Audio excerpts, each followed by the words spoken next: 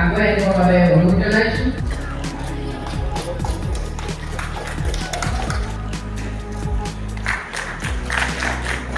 আসন গ্ৰহণৰ বাবে আহ্বান জনাইছোঁ।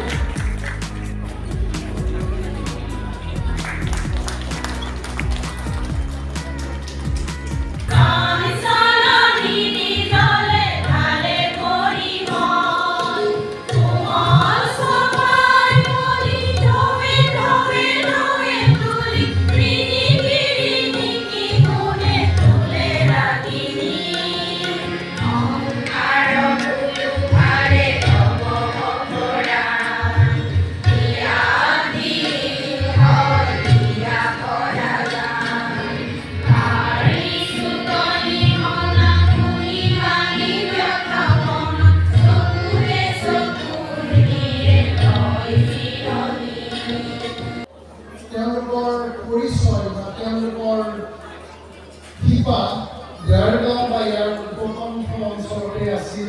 মই মানে আহোঁতে কেইটামান নাম ঠিকে দিছিলোঁ, আজি ক'ৰবাত যদি কাৰোবাৰ থাকি গৈছে বা ভুল হৈছে মোক ক্ষমা কৰিব। কথাৰ প্ৰসংগত মোক এজন ব্যক্তিৰ লগত যেতিয়া মই কৈছিলোঁ যে কাইলৈ দেৰগাঁৱলৈ যাওঁ, তেতিয়া তেওঁ মোক কৈছিলে যে দেৰগাঁৱৰ বিষয়ে কিমান জানো। মই দেৰগাঁৱৰ বিষয়ে খুব বেছি নাজানো, যদি মই যোৰহাটৰ জন্ম জানো আৰু অলপ চলপ। এতিয়া তেওঁলোকে তেওঁ এদিন নাম তেতিয়া এই সময়ত কিন্তু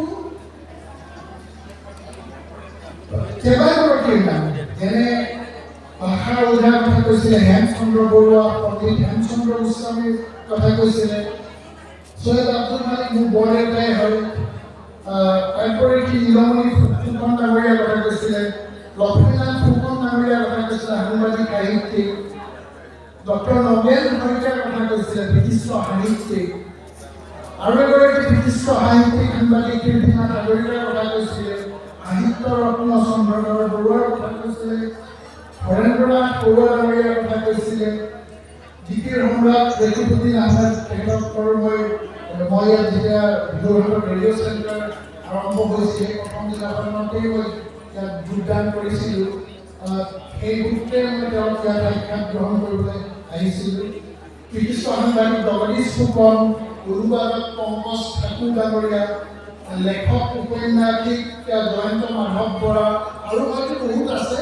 মোৰ কথাৰ প্ৰসংগত এই কেইগৰাকীৰ নাম মোক মোৰ বন্ধুগৰাকীয়ে কওঁতে মই লিখি লৈ যাওঁ, কাৰণ ইয়াৰে বহুকেইজন নাম ইতিমধ্যে উল্লেখ কৰিছে, হয়তো ইয়াত আৰু বহু থাকিব।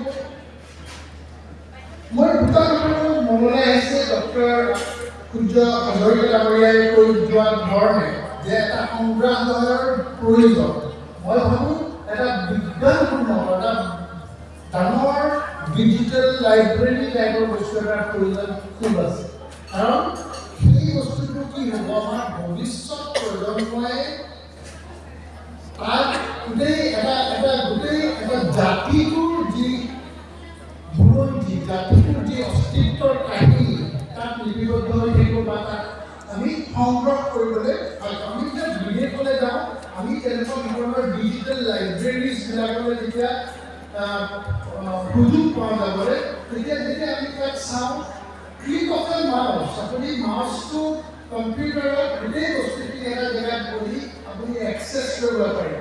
বা মই যদি ছাবস্ক্ৰাইব কৰোঁ, মই হয়তো সেই লাইব্ৰেৰীলৈ নোযোৱাকৈ বাহিৰৰ পৰাও মই সেই লাইব্ৰেৰীত এক্সেছ কৰিব পৰাৰ আজিকালি সুবিধা আছে।